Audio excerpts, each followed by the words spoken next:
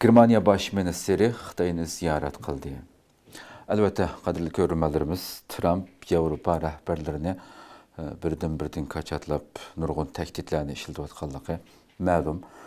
Trumpning bu besimidan qochayotgan Yevropa rahbarlari birdan Xitoyni ziyorat qilib, xuddi bir chiqish yo'li, boshqa bir kuch izlayotgandek bir ko'rinishni yaqinqi aylarda ko'ryapmiz arqadan. Bu qatim Germaniya baş ministri Friedrich Merz 25 fevral Xitoy ziyarati uchun Beijingga yetib bordi. Xi Jinping bilan ko'rishib bir qism kelishimlarni tuzdi bu qatim.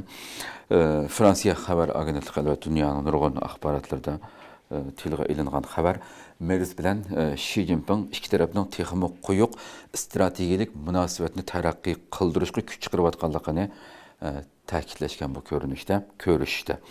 Merz bu qatimliq ziyoratni iqtisodiy aloqani kuchaytirishdagi isil fursat deb qaraydiganligini bildirgan bo'lsa, Xi Jinping Merzga ikki taraf munosabatini yangi bir baldaga ko'tarishni xohlaydiganligini aytgan. Xuddi ilgirki Yevropa rahbarlari, uning ichida Angliya bosh vaziridan tortib hammasi bilan ko'rishgan vaqtida Xi Jinping hiylagarlik bilan Trumpdan qachat yegan bu rahbarlarni o'ziga tortishga, o'zining albatta Xitoyning birinchi manfaatini qo'lga keltirish bilan birga bununla tirishayotdi Xi Jinping albatta. Merzning aytishicha, uchrashuv jarayonida Xi Jinping yana Tayvan masalasini tilga olgan. Xi Jinping tilga olganda boshda Merz Xitoyning Tayvanga qo'ral kuch ishlatishga qarshi turadiganligini, har qanday birlikka kelishning cho'qim tinch yo'l bilan bo'lishi kerakligini ta'kidlagan Germaniya bosh ministri. Bu qatimliq ziyorat jarayonidagi suhbat natijasida Xitoy Germaniyadan eng ko'p bo'lganda 120 Airbus aeroplanini sotib olishga qo'shilgan. Merz yana boshqa to'xtamlar haqida suhbat davomlashayotganligini, Xitoyning ichki ehtiyojini oshirish va texmi adil raqobat muhiti yaratish uchun qurilmalik islohot yurgizishni tashabbus qilganligini, albatta Yevropa bilan Xitoy o'rtasidagi bu savdo tengpungsizligi, adolatsizlik, bu davomli Yevropaning har qanday rahbari Xitoyga borsa tilga o'tirib qo'yib kelayotgan masalalarning biri. İçki ihtiyojga qarata buni texmbak oshirgan, texmi adil raqobat muhiti shakllansin. O'zing davlat Xitoy nurg'un shirkatlarni davlat tarafidan qo'llab turib, Yevropa bozorlarini, dunyo bozorlarini paxallikqa, shu yerdagi sanoatchilarni vayron qilishga urinayotganligi uchun bu har doim bütün ko'rishlarda tilga ilinib kelayotgan masalalarning biri. Yevropa ittifoqi bilan Xitoy o'rtasida yangi savdo to'qinishi yuz berishi mumkinligini tilga olganda Merz, agar sen o'zingning bu masalalarni o'ngishmasang, ko'rish yuz berish, savdo to'qinish yuz berishi mumkin deganlarni ta'kidlagan. Bu qatimliq ziyorat Merzning tunji qatim bosh ministerlik salohiyati bilan Xitoyni ziyorat qilishi bo'lib hisoblandi. Angliya, Fransiya, Kanada baş ministerlerinden keyin yaqinqi mezgillarda Xitoyni ziyorat qilgan yana bir g'arb davlati rahbari bo'lib qoldi Merz. Yevropa rahbarlarininki Merz buning ichida aqdan Xitoyni ziyorat qilishi, ya'ni Trumpninki bular qilayotgan kuchlik besimi sabablik yangi bir chiqish yo'li izlab beryapti. Buning Amerika qanday inkos qaytirdi bu yaqinlashishlarga Yevropa ittifoqidagi rahbarlarninki Xitoyga aqdan bunday ziyorat qilishi sizningki fikringiz bo'ladi? Amerika taraf buni xohlamaydi hamda. O'tganda Kanada bosh ministri Carney'ma borgan chaqdimi, berib kelgan chaqdimi, Xo'sh. Trump buni tanqid qildi. Merz borgan vaqtidami Xitoy bilan kelishyapti. Ha, bo'pti, unda ishlarmi davotidi. Aslida masxir bir qiliqida hamda buni. Shu. Ya'ni Amerika shu Yevropa davlatlarining Xitoy bilan yaqinlashib hamda bevosita bo'lmasa, Rossiya bilan balki yaqin bo'lib ketishni xohlamaydi hamda. Ammo bu Yevropa davlatlari bu nimaga Xitoyga ehtiyoj bor. Shu bo'libmi Xitoyningki bosirga ehtiyoj bor. Ya'ni Xitoyningki bir kuch bo'g'ashga bu küşününki yine de turayla emez. Yani Avrupa özününki iktisadını oylaşqa doğru keldi. Çünkü ticaret cetten, iktisat cetten Trump'tan kelgen bu zerbini aldı bular. Yeni bir yolunu izleş lazım. Bu iktisat ticarette şu Xitaydan bir yol izlashga tirishyotidi, bir imkon izlashga tirishyotidi. Misaliga harbiy mutafiya chetda Xitoyni izlamayotidi. O'zlari muzokara qilib, o'zlari qilmoqchi buni. Ama bunda Amerika, Avrupa arasındaki bu jiriklik Xitoyga foydali hamdi. Xo'sh. Çünkü bu iki G'arbning eng cho'ng kuchi ikki taraf birlashmasa, ya'ni birlikda bo'lamasa, Xitoyga cho'ng bir bisim bo'lamaydi hamdi. Bir Amerikaga taqabul turalaydı. Bu Avrupa Birliği taqabul turalaydı ama Avrupa, Amerika birlikte yoki boshqa G'arb davlatlar birlikte Xitoyga bisim ishlatgan vaqtida Xitoy uningga chidamaydi. Shuningga Avrupa Xitoyninki yirik munosabati Xitoyga foyda. Ikkinchisi, Xitoyninki yurgizayotgan bir yangi İpek yo'li strategiyasi bor.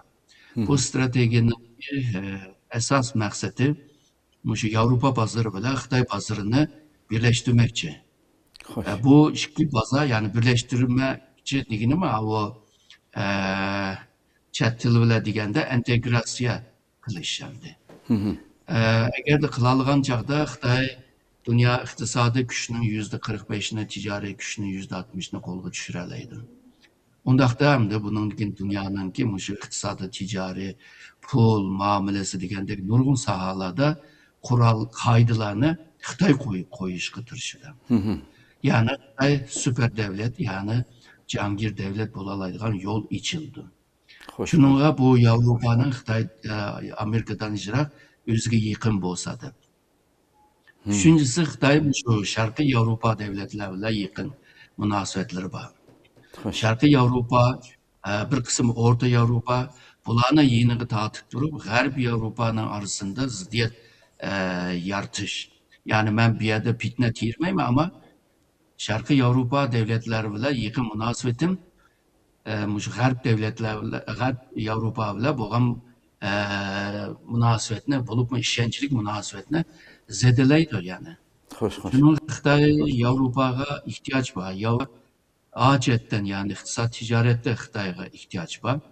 Hozirgacha geopolitik chet, yani Amerikaga qarshi Xitoy bilan hamkorlik qilaylik, birlikda bo'laylik deydigan bunda bir ahvol yo'q. Bo'lsa-mu shu iqtisod, tijorat, texnologiya degandek shu sohada bo'lyotidi. Hozirgi vaziyat shu hamda. To'g'ri. Doktor, müşahede hazır Avrupa meselesinin bu ticaret iki arasındaki bu tanıpsızlık tilga alındı. Ma'ilqi Marus Sefcovich'nin gibi sözü varmış yaptı. Biz mühim haber ben yazımını çıkarıp koyalım işe. Yani bu katım bir hitap kılıp deptemdi bu alqa mesela. Hazır bu Avrupa İttifakı bilen Xitoyning o'ttirisindagi bu tanıpsızlık şu adedin ziyade tasavvur qilsa bo'lib ketadi. Xitoy bo'lsa shu töven, Dünya Soğuk Teşkilatı'daki töven tamojni bece nimesinden paydalanıp durup bunu kılıvatıdı. Bu çokum kayıtının közden keçiriliş gerek. Bulmasa dünyanın ikinci gücü de bununla aylanğan Xitoyga yana muşundan muamele qilish bu başka devletler kılınan bir adaletsizlik oldu diyeni o'ttirga qo'ydi hamda. Şuna bu ikisini o'qiyotib acaba sizce Xitoyning hozirgacha mana shunday imtiyozdan foydalanib turib dunyo bozorlarini pahal qilib bunun için elbette Avrupa'nın var. Muşunda kılışığı eminiyeti yolu koyup bir vatkan yıllardan bir. Nemiş ki bunu hazırgacha to'xtatmadı degisi keldi insonniki. Yani Xitoy ise Allah bunun taraqqiy qilib bo'lding. Sen de başkalar o'xshash boshda o'ylaysa u bu degandan nemiş ki yolu qo'yanmadi. Bu chaqiriqlar Avrupa'nın rahbarlari hamda o'tirib qo'yadi bu chaqiriqni. Aslında necha yildan beri bu gaplar bor. Xitoy bu chetdimi o'zininki haqli tarafni jakalab turib, bularga taqabul turyotidi. Misol deylik, Xitoy shu 2000-yilda Dünya Ticaret Teşkilatı'na kirdi, a'zo bo'ldi. A'zo bo'lgandan keyin Xitoyning mallari butun dunyoga besib kirdi. Shu vaqtlarda Türkiye o'zininki shu Xitoy mallari o'zininki ishlab chiqarish kuchiga ziyon berganligini ko'rib, Dünya Ticaret Savdo təşkilatınınki əzasının içində o vaxtda da 134 əza batı. Əzanın içində birinci olub Xitayğa əlaqə anti-dumping deyimiz o meliğa karşı qaytıb biriş faaliyetini başladı. Ama Avrupa devletler egeşkenler bek bulmadı. Amerika mı ya da Jim Turval'dı. Şununla bu Türkiye yalnız bir şey kalganlıkken Xitay bile bazen işte Xitay malığa karşı bazı çeklemelerine ekvadıdı. Bazı devletler doğru baktı ama Xitay onlara tekrar ceza bir işi başladı. Mesela Avustralya şuna bir baktı. Xitay onlara bir ceza bergenlikin, ticaret toktap kalganlıkken Avustralya'nın ki zıyınıga bu peyda olup kaldı. Japonya'ya şunda, başka devletler, bazı devletlerin şunda, Amerika'ya şunda kıldı ama Amerika Xitay münasebeti gayretti ki şu Trump 2019'dan beri Xitay'a karşı şu soğuda vuruşunu başladı ama her yıl soğudaları ösüp minvadıdı yani. Şu. Yani soğudanın somu azılış lazımdı ama ösüp minvadıdı. Avrupa Birliği bile boğan ticaret somumu aşındak buluvadıdı. Yani ösüp minvadıdı. Bunda bu bir peyde hem de bu Amerika, Avrupa devletler Xitay'dan bu ticaretten Xitay'dan mı payda ilıvatkandan ki bazen gibi ne teşvik koyup ama devam kılamaydıgan bir ahval buluvadıdı. Hazır hem de biraz kıyınıvadıdı. Amerika tarafıma davadıdı. Şu Dünya Ticaret Teşkilatı'nı özgerteyle ıslahat kılayla deydi. Xitay mı deydi o hay aşına kılayla deydi.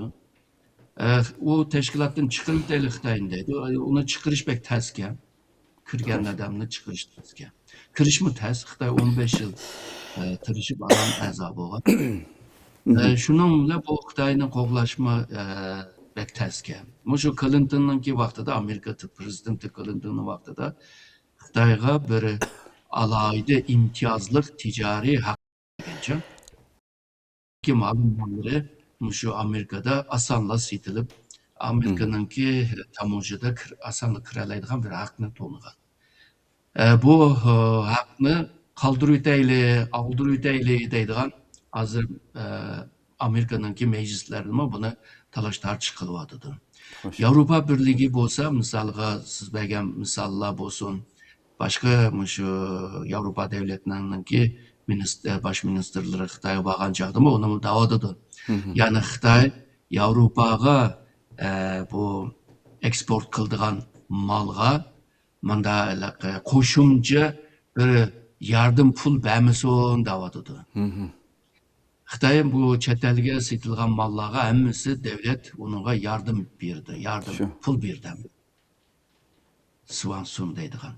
Şununla bu Xitay onu toktatmaydı. Çünkü Xitay aran şunda dünya bazarıga misalga maşin deyimiz, başka bazı mesulatlar deyimiz. Hazır dünya bazarıda birinci orunda. O orununu tatkız koyuşunu kalmaydı.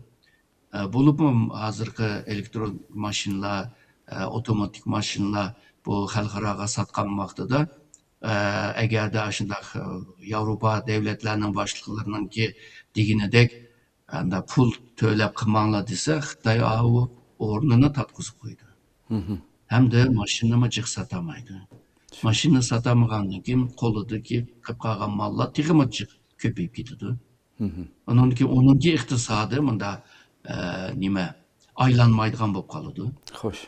Çünkü bir yerde toktap kalsa, pul kesilip kalsa, bazar toktap kalsa, iktisat mı toktap kaldığın bir çakı mı toktap kalıp, onu hareketke sağıcı nurgun ziyan tatıdı. Şununla Xitay bu cihetten Avrupa devletlerinin ki taleplerine bence pek kulak vermeydi dep oylayman. Eğer de pek bizim şiltip gelse bunun hakkında bir komisyon kuraylı. O komisyonda ondan kim biz müzakere kılaylı. Dep aşı vaktini ustup, vakt zaman kazanıp, onu materyalini ustup ama maşinisini setivirdi dep oylaymamdı. Hoş. Budaki Avrupa liderler, AKK Xitay'a bağlan Avrupa liderler, şu bir neçə yıl evvel Yevropa Xitoyga qarta ilingan bir strategiya hujjat bor. U yerda Xitoy bilan Yevropa bu sistemlik bir raqib deydi. Ya'ni sening sistemin ayrı, meniki ayrı. Şununla ikimiz sistem tokunuşluq bor. Degandi. Hozir onu demaydigan bo'ldi. Bu da hiçbirisi demedi.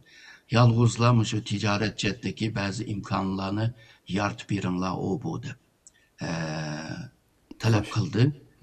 Siz degandek Tayvan meselesi, bazen Hong Kong meselesi, bazen umumiy insan hakları meselesini tilga ilyotidi. Ama o sözler abaqi talash tartishlarninki arasında Yo'qolib kömülüp ketib bordi. Kömülüp o'tdi. To'g'ri. Ko'p rahmat.